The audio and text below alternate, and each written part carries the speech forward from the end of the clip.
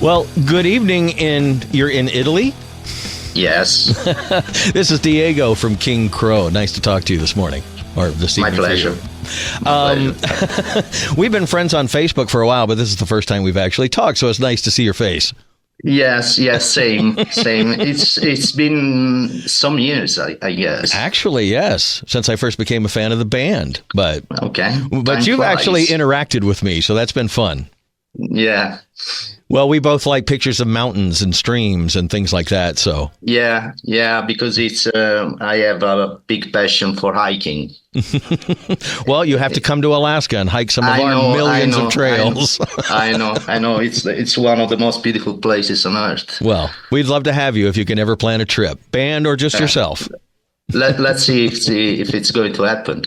Well, let's talk about this new album that just came out. I absolutely love it. What was it like to record? You guys have been around for a while. What was it like to record this one? Actually, the album was finished 2 years ago. Wow. Yeah, it was already mixed 2 years ago, so it's quite an old record for us. But the recording was pretty smooth, I have to say.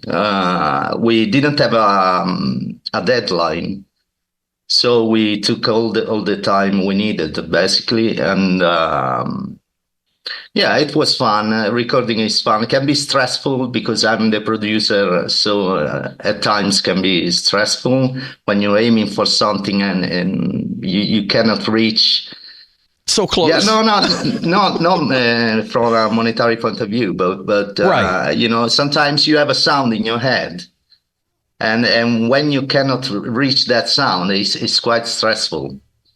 You're aiming for something, but you cannot grasp it. And these are friends of yours. These are people you work with. How do you coax it out of them? How do you get them to that point? Well, basically, I'm the engineer of the recordings. So when it comes to basic sounds for recording the instruments, I try to make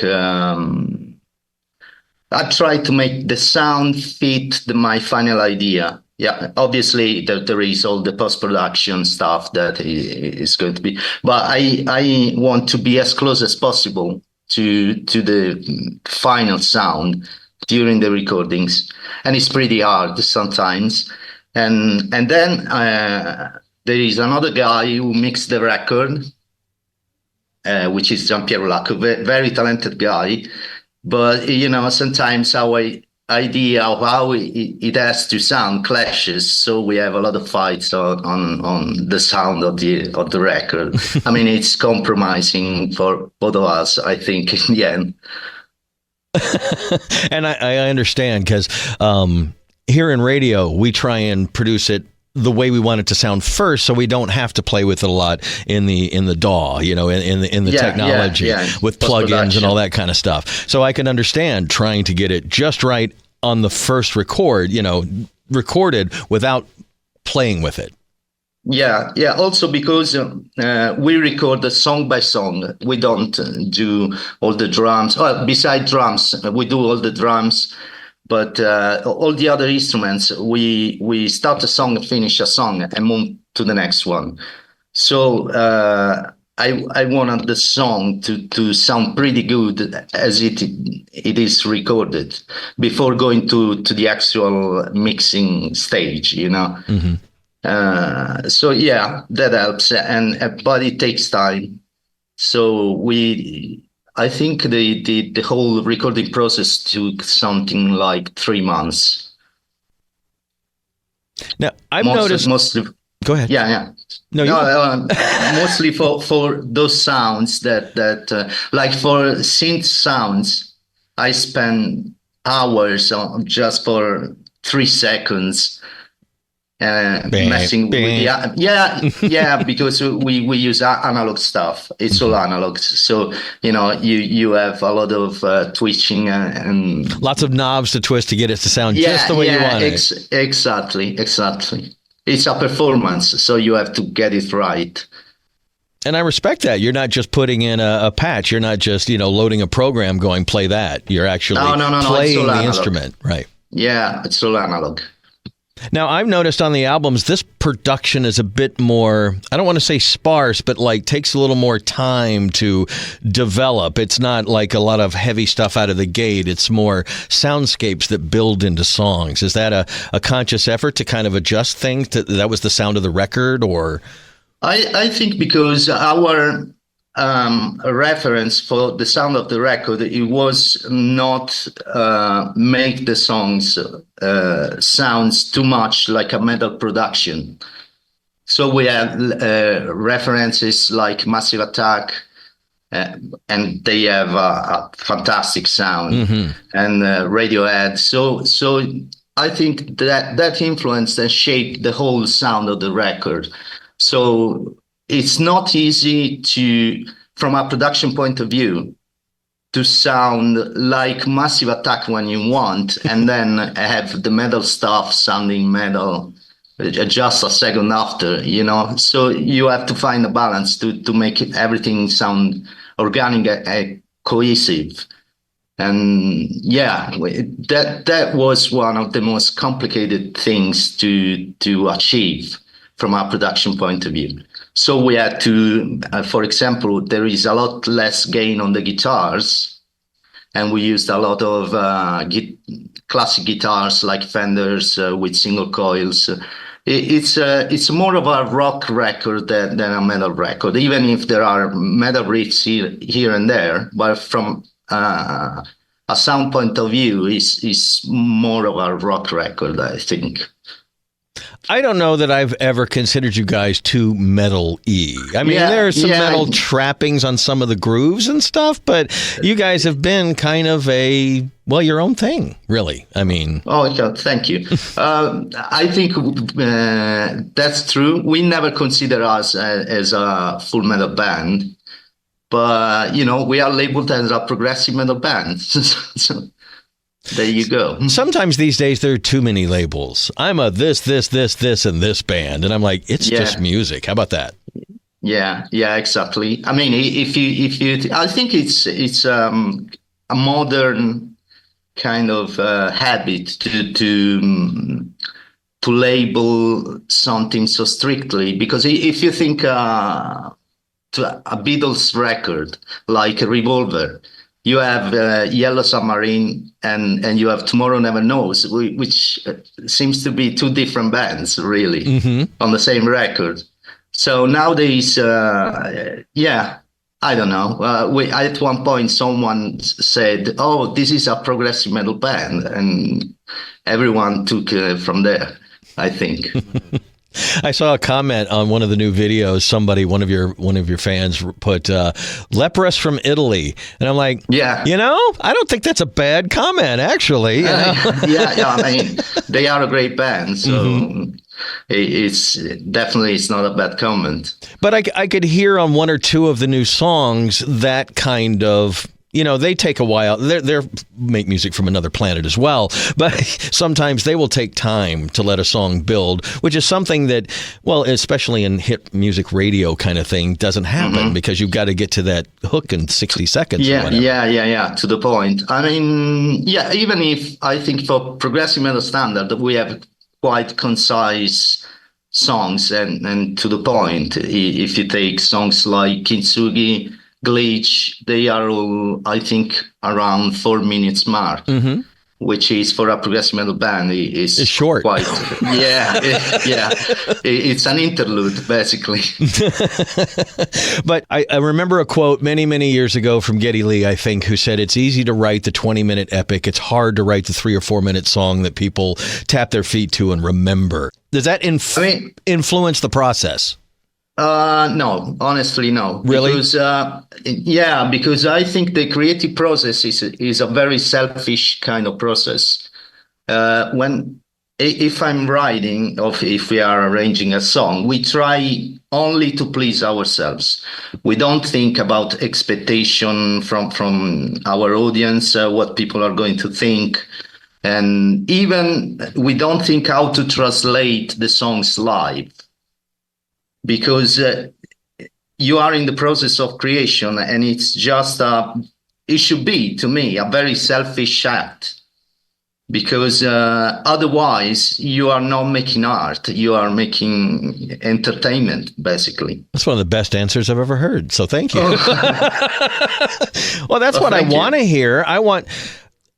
I know there are a lot of fans of bands who go, I want them to make what they made before, and I'm not that guy. I want you guys to evolve and do something new, because I will see the joy when you play it, when you perform it, and I think that video, the first videos you released were you guys basically in the studio, and it looked like you guys you were serious, but you were having fun. You were playing these songs, and they were new to you, and you were enjoying the experience, and I think that comes across. Yeah, but even when we rehearse, we play exactly like we play on stage. I mean, that begging and all that, because we just love play those songs, and we enjoy playing together, basically. But when we are making a record, we are making a record for ourselves, and then when it's done, you start thinking about the fact that you have to share with people what you have done.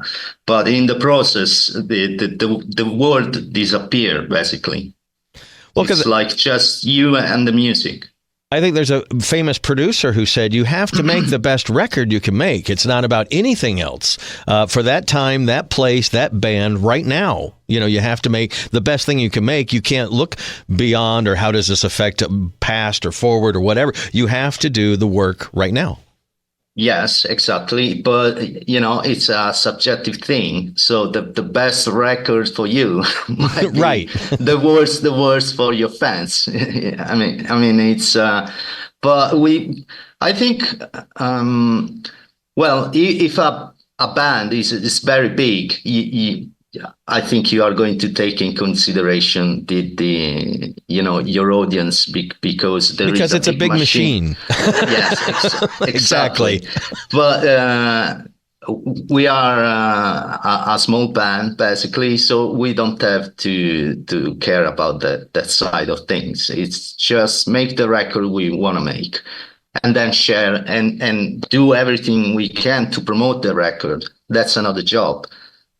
But the creative process it has to be pure. Also, because I think if you make something you don't believe in, it sounds fake. I mean, it's going to be obvious that it's something not pure. That's probably it's a very romantic idea. I don't know, but that's how I see things. Well, and I think, it's, if I were a musician, and I played trumpet as a kid and I could read music, but if I were a musician, that's what I would want. I wouldn't want the other. Stephen Wilson at a concert I was at one time said that bands go from being artists to entertainers. When they're artists, they're doing what they want. When they're entertainers, they're doing what their fans want. And a lot of bands will get to that point where, like you said, at some point the Eagles or Metallica or whatever have to get to a point where they're so big they have to satisfy the fans. It's not so much about them anymore, which is unfortunate. And I think you're in a wonderful place where you can still do that, do what you want to do, because I feel some of those bands can't. Yeah, for us, the entertainment part is when you are on stage, then you are an entertainer. But when you are in the studio, you're writing, you have to just don't consider your audience, because it can be a trap, really, a cage.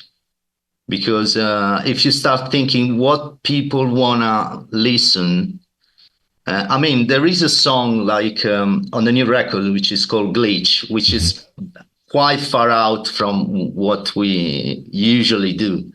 But we didn't care. Even if we had discussion, probably people are going to hate this song because it's not what. No, it was it was very well received, actually. Yeah. And it surprised us because it was very different from our usual. Even if we don't have a usual sound, probably because we change from record to record, but that one was quite different. So you never know what's going to work. What I really liked about the band is I discovered you guys on Drenched. I had heard the name of the band before, but never really got into it. But that video that you guys did, the live video that you released, it just kind of blew me away in the song and the lyrics and everything. And then I took a dive in, and that's one of the things I've noticed about all the albums. You usually have songs on there. Most of it sounds like this album, but then there's something over here it still sounds like you guys, but it's different. Do you plan to do a little experimentation on each album, to throw one of those in like that song? No, it just happens. Whatever's the best songs for the album. Yes, exactly. I mean, it's you just write and arrange stuff and then sit and listen and say, fuck, this is out there. I don't know if it's going to work. If the whole band agree that it's a good song and should be on the record, it's going to be on the record. It doesn't matter how strange it can be. Does everybody sit down and listen to the whole thing and then you make notes? Do you listen to song by song, or do you when you put the final order together? The final order of the songs? Mm-hmm.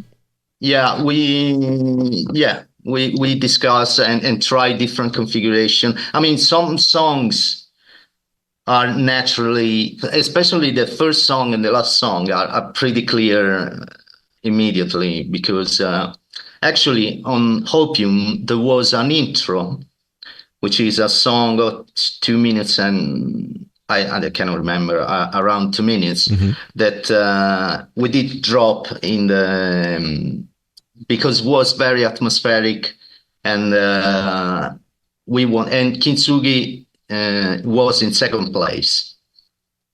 But we did drop the song because we wanted, Kintsugi starts very, mm-hmm. triumphal kind of sound, and we wanted the record started, since it was 6 years from the previous record, we wanted to just enter with a bang, and drop the song. But usually we have the first one, the last one, which is Hopium, and then we added Come Through as a bonus track on the CD. Yes, because the record was done at the time. It was mixed. And I wrote the song one afternoon, sent demoed and sent to the other guys, and everyone told, this is quite a nice song, we should record it. So we had to set up the studio again, because we were starting rehearsing the other songs. Mm-hmm. But usually you have the first one, the last one, which is the big epic, obviously. It's a tradition for us to put or a ballad or a big epic as a finale. And then we tried a different configuration, and when everyone was happy, that's the record. Why is it called Kintsugi? Kintsugi because Diego, I don't know if you know the art of Kintsugi, which is basically the art. It's a Japanese art when they repair broken stuff with gold. Right. Okay. Mm-hmm. And Diego brought the lyrics for the song with the title Kintsugi, and we find it very fascinating, because it has a kind of a philosophy where it basically can translate to the human being and his kind of trauma. That when you fix your trauma, it makes you a better person somehow, and that's the gold. And we used it in fact in the cover of the album. Also, there is this sphere between the ends of the headless guy, and it represents the soul with the kintsugi on it. I was going to ask about the album cover. You guys involved in the artwork and everything, right? Yeah. We work with the same guy, which is the brother of the other guitar player, and from forever, basically every record. And that's an actual photo. Many people think it's artwork. AI. No, it's a photo. Oh, wow.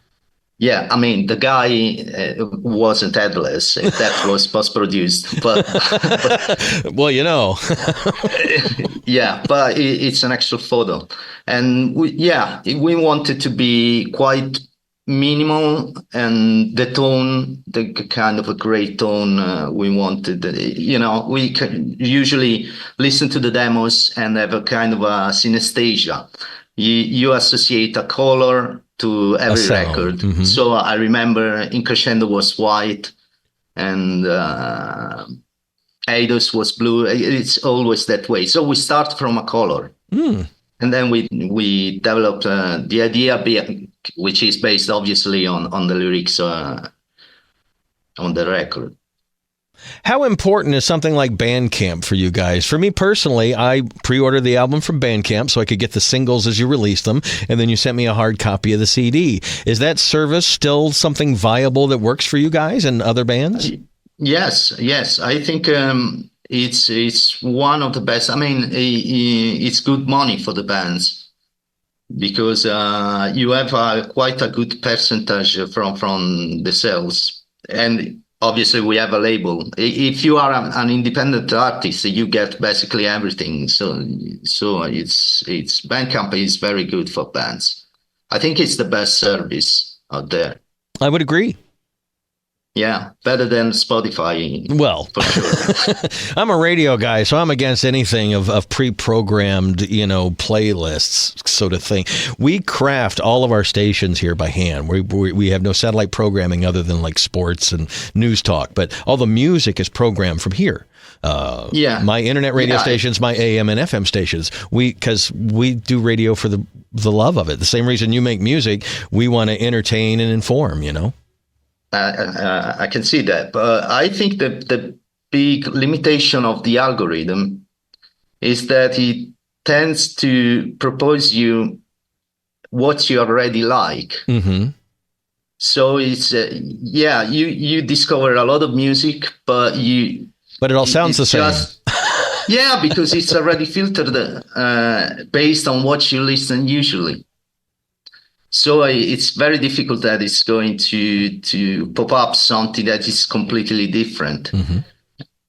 I don't think people can discover music that way through Spotify and those other streaming services. I think radio, I think YouTube, I think Bandcamp. These are places where you can still see music that's not force-fed to you, because I don't listen to any streaming services. Well, I program radio stations. But I always thought I'm going to let a computer tell me what the best rock songs of the week are. I'll trust a guy like me who's been in the industry for a long time and who loves the music to play the music this week, not a computer algorithm. That's never worked for me. Yeah, but I think young people are it's easier fed by the algorithm.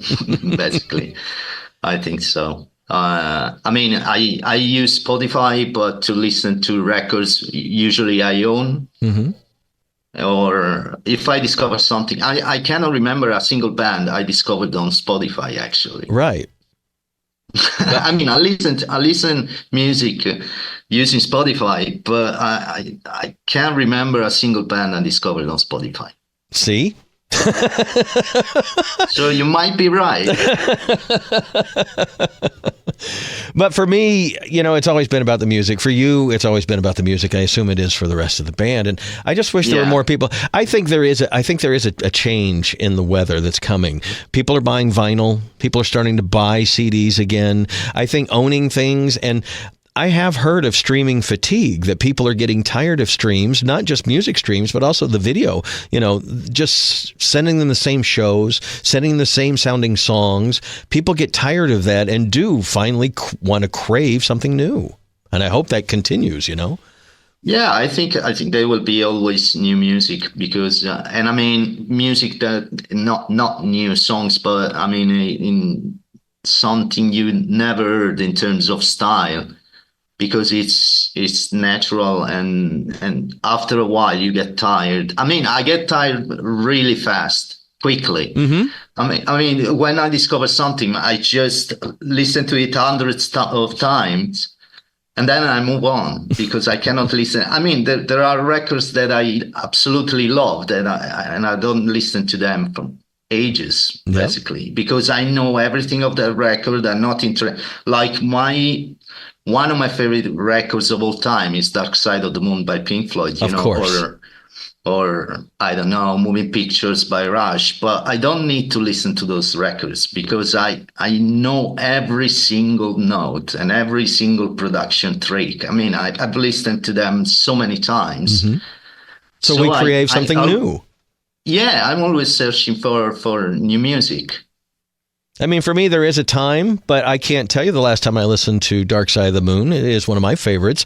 I will pull out Animals or something, something a little more off the beaten path that you don't hear on the radio all the time. That's not, and that's what I'll listen to. And being a Rush fan, I don't go to Moving Pictures. For me, it'll be Hemispheres or something, Yeah. I know every note of Hemispheres too. That's the problem.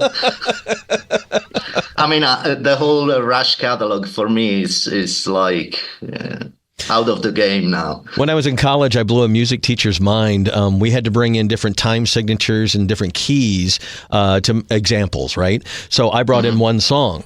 And he thought, you failed the exam. I said, no, you need to listen to the song. It was Rush, La Villa Stragiato.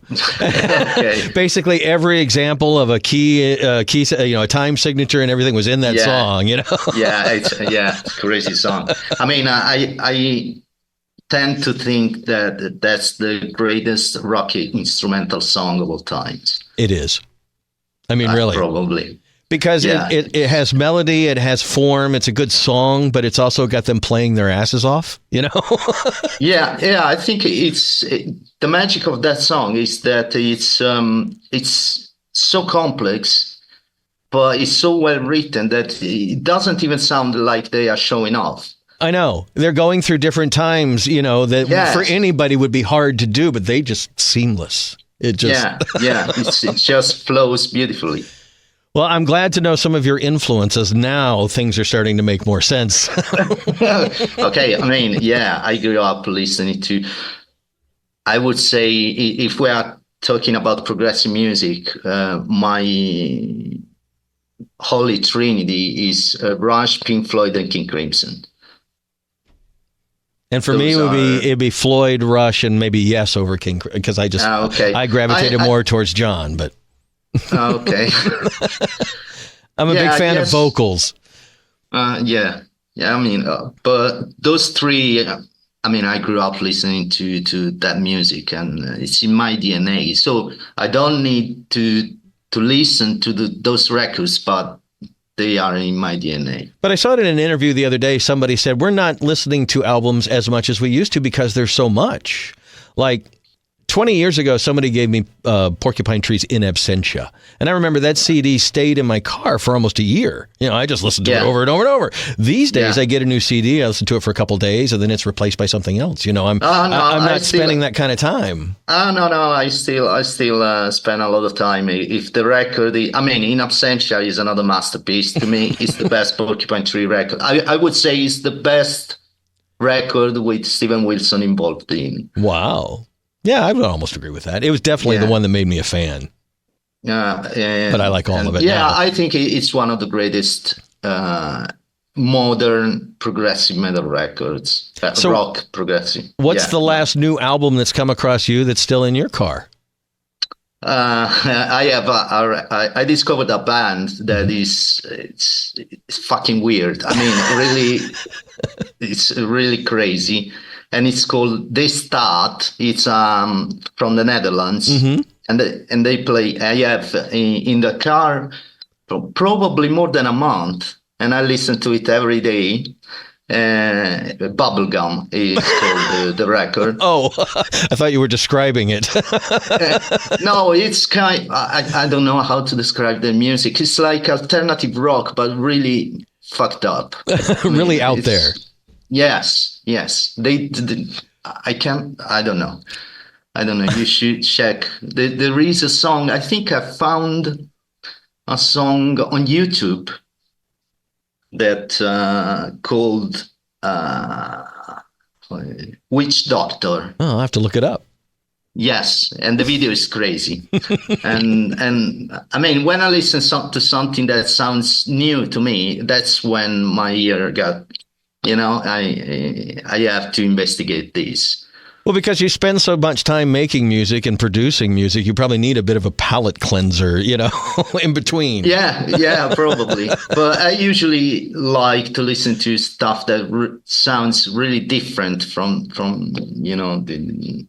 especially those days. I don't listen to progressive metal at all, basically. Right. I don't know why, but I find more stimulating to listen to other kinds of music. Probably because you get inspired a little bit. I don't know. It's like making that kind of music, or something that gravitates toward that scene. It sounds a lot more spoiled to me, and it's like I know what's going on, and I like to listen to something that I don't understand. Mm-hmm. For me, music and movies. I want to be surprised. I've seen thousands of movies. I've listened to thousands of albums. I want to hear something or see something that I go, oh, I didn't expect that, and it'll keep me engaged. If I'm watching, Fast and the Furious 11, I'm probably bored because they're not really doing anything new in that. And the same thing with some classic bands who, as much as I love AC/DC, they've made the same album since Back in Black, Yeah, true. I mean, it's a great record, but they have their hand. I say nothing against Angus and the gang. No. They are amazing in what they do, but it's like eating the same pizza. It's a good pizza, but you know exactly what you're going to eat. Says the Italian guy. Yeah. It all comes back to pizza for you, does it really? Well, thank you for taking the time today, Diego. We've been friends online for a while, and it's nice to actually, talk to you. Yeah. We should do this more often. Great pleasure. A great pleasure. Yes, sure. Now, you guys have you have a show coming up tomorrow, like a listening party? We have a show. Don't you have something? I saw something about a listening party. Maybe it's online, but it was all in Italian, so I couldn't really read what it was about. But the 18th was on it, so don't you have something to do tomorrow? No. I mean, well, then somebody's doing something for you, I guess. Maybe. I don't know. No, I'm going to have rehearsals tonight with the band. And then we are going to film something next week. New video? And we are some stuff. It will pop up somewhere in the future, and then we are preparing for a tour. Our manager is organizing an European tour. So we have a lot of stuff to do in the coming months. Well, and we need to work on a long-term plan for you to visit Alaska. We need to do some hiking. Yes, absolutely. But it's on my bucket list, actually. I told you, it's one of the places I want to visit because I love nature. Hiking is one of my biggest passions. So Alaska is, it's like the mecca for hiking. You hike in some pretty beautiful places, dude. Some of your pictures are pretty spectacular.